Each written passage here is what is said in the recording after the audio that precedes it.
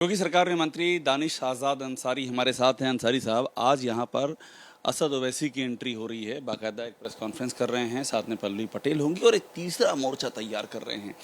तो ये असदुद्दीन ओवैसी, ये क्या यूपी की इस पूरी का पॉलिटिकल जो कवायद चल रही है, इसमें आप चुनौती की तरह देखते हैं क्या इनको? देखिए, सबसे ज़रूरी बात यह है कि जनता के दिलों में किसके प्रति विश्वास है। चाहे उत्तर प्रदेश की बात हो, चाहे देश की बात हो। आज पूरे देश में और उत्तर प्रदेश में केवल और केवल मोदी की गारंटी चल रही है। मोदी की गारंटी है विश्वास की, मोदी की गारंटी है तरक्की की, मोदी की गारंटी है तालीम और भाईचारे की। ओवैसी, असदुद्दीन ओवैसी का क्या असर पड़ेगा यूपी में? आज जो बाकायदा एक प्रेस कॉन्फ्रेंस करके ऐलान कर रहे हैं अपना तीसरे मोर्चे का। देखिए, मैंने उसका साफ जवाब दे दिया कि कोई कितने भी मोर्चे की तैयारी कर ले, लेकिन बीते 10 सालों में जिसने देश और प्रदेश के लिए पूरी ईमानदारी और निष्ठा से उनकी सेवा के लिए, तरक्की के लिए और विकास के लिए काम किया है, जनता के दिलों में उसी के प्रति विश्वास है। दानिश आज़ाद अंसारी ये ओवैसी का नाम तक नहीं ले रहे हैं, मैं नोटिस कर रहा हूँ। वजह क्या है? नाम लेने की बात नहीं है। आज उत्तर प्रदेश का अल्पसंख्यक समाज और देश का अल्पसंख्यक समाज, उसको मोदी सरकार की नीतियों से सीधा लाभ बीते 10 सालों में मिला है। हम अगर बात गिनाएं सरकार की योजनाओं के लाभ का, तो हर योजना में 35 से 40% की हिस्सेदारी मुसलमानों की रही है। प्लान क्या है मुसलमानों को जोड़ने का? ये चुनाव सामने आ रहे हैं, आप अक़लियत से ताल्लुक़ रखते हैं, क्या प्लान है कि मुसलमान बीजेपी के साथ हैं? कुछ ऐसा बनाया है आपने? देखिए, भारतीय जनता पार्टी, प्रधानमंत्री मोदी जी, ये इन्होंने कभी भी मुस्लिम समाज को वोट बैंक की तरह इस्तेमाल होने की नीयत के साथ काम नहीं किया। हमारा प्लान मुसलमानों को वोट बटोरना नहीं है, हमारा प्लान मुसलमानों के लिए डेवलपमेंट करना है। मैं और चेंज कर रहा हूँ अपना सवाल, कैसे साथ में जोड़ने के लिए क्या क्या कर रहे हैं? जैसे आपकी पार्टी का प्रोग्राम चलता है ना, आउटरीच जिसे कहते हैं अंग्रेजी में, उसके लिए क्या क्या कर रहे हैं अक़लियत? देखिए, लगातार प्रधानमंत्री मोदी जी के मार्गदर्शन में हमने मुस्लिम समाज के डेवलपमेंट के लिए काम किया है। लगातार उनके बेहतर तालीम के लिए, हमारी जो मुस्लिम महिलाएं हैं उनको समाज के मुख्य धारा से जोड़ने के लिए, हमारे जो मुस्लिम नौजवान हैं उसको रोज़गार से और अच्छी तालीम से जोड़ने के लिए लगातार हमने काम किया। आप देखिए कि पूरे उत्तर प्रदेश में हमने विशेष रोज़गार मेले लगाए, जिसमें बड़ी संख्या में अल्पसंख्यक समाज के नौजवानों को रोज़गार मिला।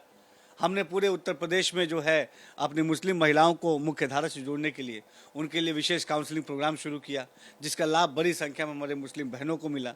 आने वाले समय में लोकसभा की दृष्टि से हम जो हमारे उत्तर प्रदेश के लगभग ऐसे 28 लोकसभा हैं जहां अल्पसंख्यक बाहुल है, उन अल्पसंख्यक बाहुल लोकसभा में जाएंगे, वहाँ पे मुस्लिम समाज से बात करेंगे, उनको जागरूक करेंगे सरकार की योजनाओं के प्रति। पंचायत लगाने जा रहे हैं?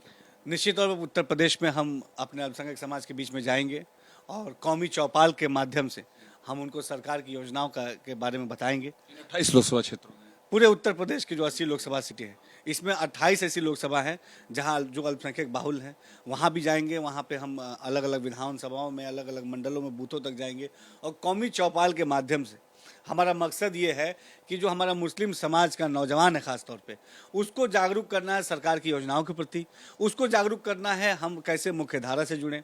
इसके साथ साथ हम अलग अलग जगहों पे जाके अपने पासमानदा समाज के जो हमारे भाई हैं उनको जो है सरकार की योजनाओं का जो लगातार लाभ मिल रहा है उसके बारे में हम चर्चा करेंगे। आपने जो पसमानदा की बात की, इसलिए मैं आपसे कह रहा हूँ कि ये कहा जा रहा है कि मुसलमान जो हैं आपके साथ नहीं रहे, ट्रेडिशनली नहीं रहे हैं, और अब तो वो और भी नाराज़ हो गए हैं। आपने जो पसमानदा की बात कही, इसलिए मैं जिक्र कर रहा हूँ, खासतौर पर ये अतीक मुख्तार की घटना से पसमानदा छिटक गया है आपसे। तो कैसे पसमानदा को आप फिर जोड़ेंगे जब ऐसी ऐसी घटनाओं को लेकर के विपक्ष लगातार आवाज़ उठा रहा है कि वो अब आपके साथ नहीं है? देखिए, विपक्ष के आवाज़ उठाने ना उठाने से कोई फर्क नहीं पड़ता। मसला ये है कि आम मुसलमानों के दिलों में क्या है, आम मुसलमान क्या सोचता है, मुस्लिम नौजवान क्या सोचता है, मुस्लिम समाज अपना भविष्य किधर ले जाना चाहता है। आज हमारे देश का मुसलमान वो सजग है और जागरूक है। उसको मालूम है कि मुस्लिम समाज के लिए एजुकेशन ज़रूरी है, मुस्लिम समाज के लिए एम्प्लॉयमेंट ज़रूरी है, मुस्लिम समाज के लिए एम्पावरमेंट ज़रूरी है, और ये तमाम चीज़ें हमारी मोदी और योगी सरकार कर रही हैं। जिस तरीके से हमारे प्रधानमंत्री मोदी जी ने ईमानदारी से बीते 10 सालों में अल्पसंख्यक मुस्लिम समाज को मुख्य धारा से जोड़ा है, ये वाकई उनके दिलों में इससे विश्वास पैदा हुआ। % वोट आपको मुसलमानों के मिल जाएंगे इस बार? कुछ आपके पास खाका है उसका?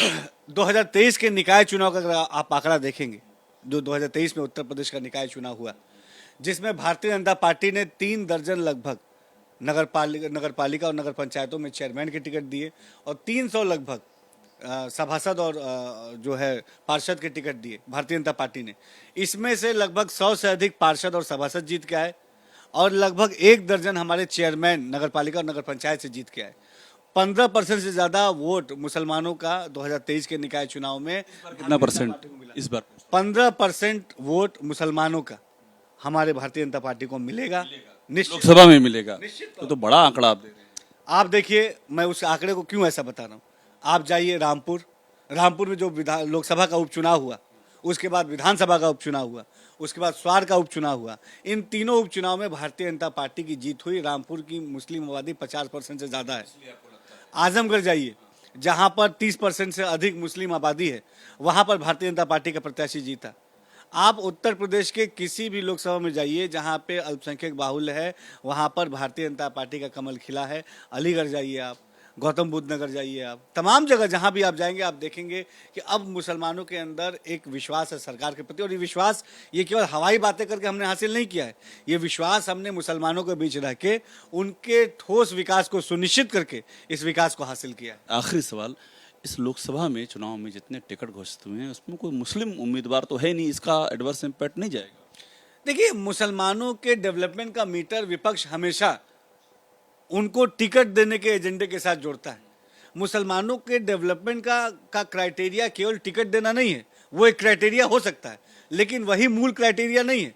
यही विपक्ष, ये कांग्रेस हो चाहे समाजवादी पार्टी हो, इससे मुसलमान सवाल पूछता है कि जब कांग्रेस पार्टी सेंट्रल में थी तब कांग्रेस पार्टी ने मुसलमानों के तालीम के लिए क्या काम किया, उनके पास कोई जवाब नहीं। इसी समाजवादी पार्टी से मुस्लिम समाज सवाल पूछता है कि 2012 से लेकर 17 तक जब समाजवादी पार्टी उत्तर प्रदेश में शासनकाल में थी, तब उत्तर प्रदेश को दंगे में समाजवादी पार्टी ने क्यों झोंका, जिस दंगे की आग मुसलमानों के घर के अंदर तक गई, जिसमें मुसलमानों को कितनी दुख हुई, उन्हें कितनी तकलीफ पहुंची। लेकिन 2017 के बाद से उत्तर प्रदेश और देश के मुसलमानों को एक सुरक्षित माहौल हमने दिया। उनको आर्थिक रूप से, सामाजिक रूप से, राजनीतिक रूप से पड़ेगा निश्चित तौर पे पड़ रहा है, पड़ेगा नहीं। ये फ्यूचर टेंस की बात नहीं है, ये बात अब प्रेजेंट टेंस की आ गई। कंटिन्यूअस टेंस में बात एकदम तुरंत आप किसी भी लोकसभा क्षेत्र में जाइए, आम मुसलमान से बात कीजिए, वो कहेगा कि भारतीय जनता पार्टी के किसी न किसी योजना का लाभ उसको जरूर मिला। अब तो लोकसभा चुनाव आ गए हैं, आप जो दावे कर रहे हैं लोकसभा चुनाव उसका एक टेस्टिंग ग्राउंड होगा। दानिश आजाद अंसारी, योगी सरकार के मंत्री, इस बात का दावा कर रहे हैं कि मुसलमानों का वोट मिलेगा बीजेपी को, और उसके लिए जो कोशिशें हुई हैं उसका भी ब्यौरा रख रहे हैं। कैमरामैन हरिओम के साथ अभिषेक उपाध्याय, एबीपी न्यूज़, लखनऊ।